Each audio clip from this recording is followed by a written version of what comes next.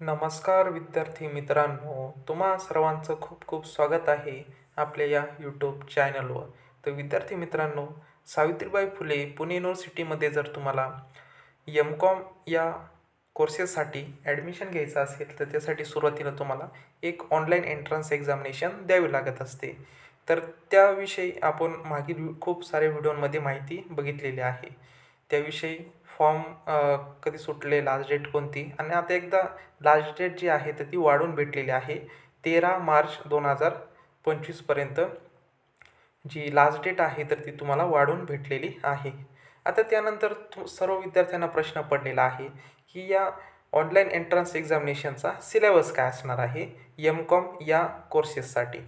तर बघा विद्यार्थी मित्रांनो, त्यामध्ये आपण बघितलं होतं की 2 सेक्शनमध्ये तुमचे जो तुमचा पेपर होणार आहे तर 2 सेक्शनमध्ये होणार आहे.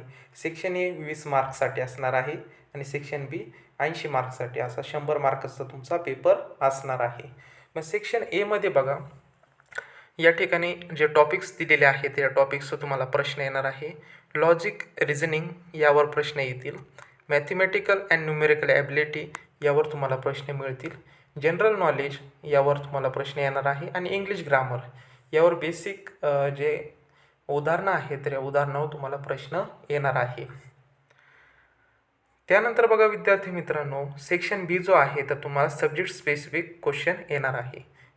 त्यामध्ये commercial ability questions will be from the following units. बघा खालचे युनिट्स तुम्हाला प्रश्न विचारले जाणार आहे. स्क्रीनवर तुम्हाला व्यवस्थित दिसणार आहे. बघा अकाउंटन्सी यामध्ये बघा हे जे सब टॉपिक्स आहेत तर हे सब टॉपिक्स व तुम्हाला प्रश्न येणार आहे.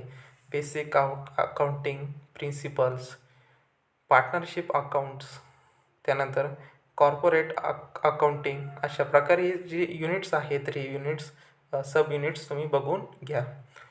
त्यानंतर बघा पुढील जे युनिट असणार आहे बँकिंग अँड फायनान्स यावर तुम्हाला प्रश्न विचारले जाणार आहे.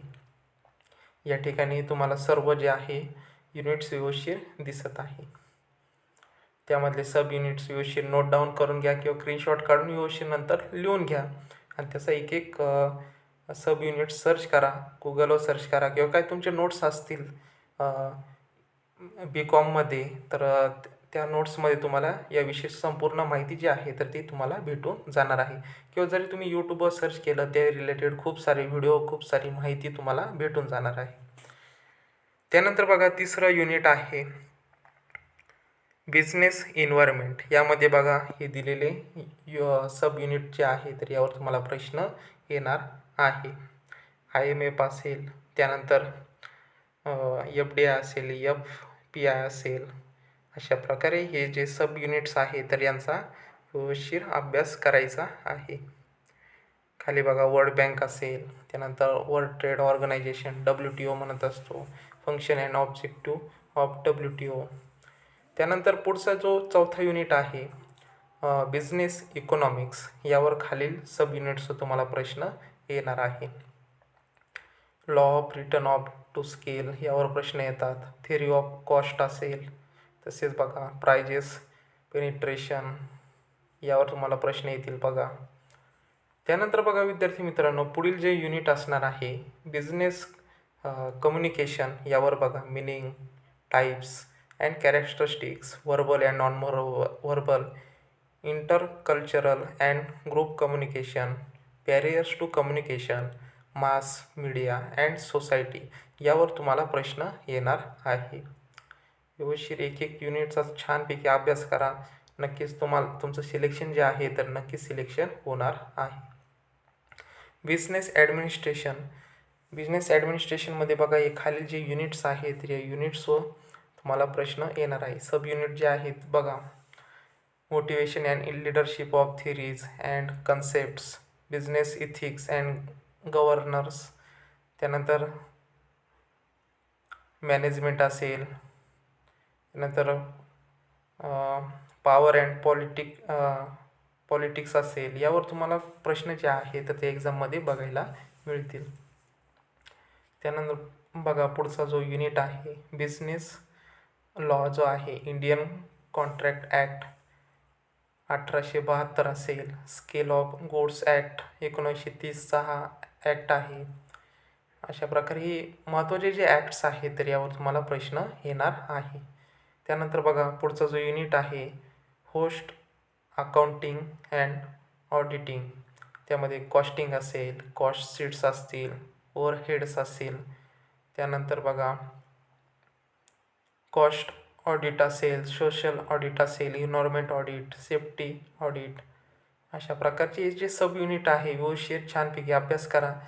तुम्हाला रेफरन्स बुकमध्ये तसेच तुमचे BComचे जे काही फर्स्ट इयर असेल, सेकंड इयर, थर्ड इयर त्याचे जे काही नोट्स तुमच्याकडे असतील तर त्यामध्ये तुम्हाला याचे प्रश्नांचे उत्तरं किंवा या सब युनिटचे माहिती जी आहे तर त्यामध्ये तुम्हाला मिळून जाणार आहे. अशा प्रकारे ह्या युनिटचा तुम्हाला अभ्यास करायचा आहे. त्यामध्ये बघा फायनान्शियल मॅनेजमेंटमध्ये बघा ही युनिट्स येणार आहेत. सब युनिट्स असतील तरी ती येणार आहे. Scope and source of finance असेल, risk and return analysis, asset securitisation. त्यानंतर बघा जनरल मॅनेजमेंट असेल. त्यामध्ये बघा principle of management, leadership, planning, organisation, control, discussion making. त्यानंतर सायंटिफिक मॅनेजमेंट, मॉडर्न मॅनेजमेंट असेल, मॅनेजमेंट थिंकर्स असेल. यावर विद्यार्थी मित्रांनो प्रश्न तुम्हाला बघायला मिळतील. त्यानंतर बघा विद्यार्थी मित्रांनो मार्केटिंग मॅनेजमेंट. त्यामध्ये बघा marketing concept and approaches, product discussion, pricing decision, promotion decisions, distribution decision, consumer behaviours. यावर तुम्हाला प्रश्न येणार आहे. छान तुम्ही ऑनलाईन पद्धतीने सुद्धा हे सर्च करू शकता. त्यानंतर बघा स्टॅटिक्स अँड रिसर्च मेथड.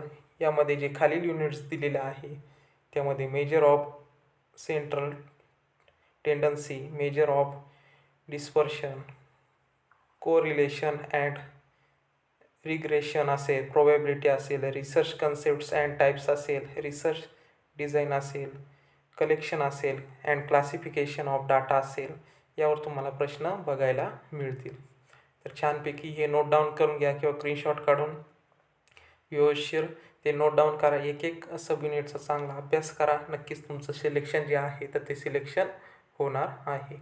अशा प्रकारे आजच्या या व्हिडिओच्या माध्यमातून आपण MCom या कोर्सेससाठी जर तुम्हाला ॲडमिशन घ्यायचं असेल तर त्याविषयी आपण हा सिलेबस जो आहे तर तो सिलेबस डिस्कस केलेला आहे. तर बघा syllabus for entrance exam for 2025-26 MCom programme. यामध्ये हे टॉपिक्स जे आहेत ते टॉपिक्स तुम्हाला यावर प्रश्न बघायला मिळतील. तर विद्यार्थी मित्रांनो आपल्या चॅनलवर मी एज्युकेशन रिलेटेड तसेच ऑनलाईन एंट्रन्स एक्झामिनेशन रिलेटेड व खूप सारे एज्युकेशन रिलेटेड मी व्हिडिओ शेअर करत असतो. जर तुम्ही आपल्या चॅनलवर नवीन असाल तर चॅनल सबस्क्राईब करून ठेवा. म्हणजेच नवनवीन व्हिडिओ तसेच नवनवीन अपडेट्स तुम्हाला भेटत जातील. तर विद्यार्थी मित्रांनो भेटूयात नवीन अशा एका व्हिडिओमध्ये. तोपर्यंत धन्यवाद.